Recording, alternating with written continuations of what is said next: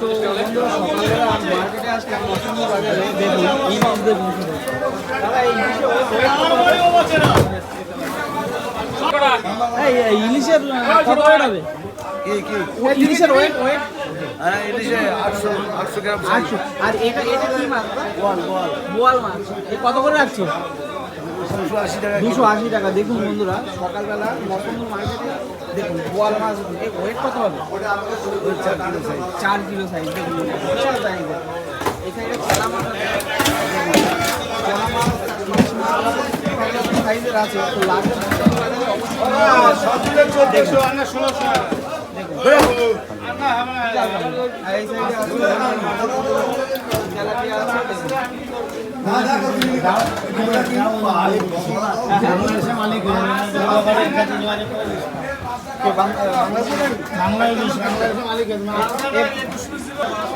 তো দেখুন মৌসুমি বাজারে বাংলার ইলিশ ঢুকেছে তো দেখাবো।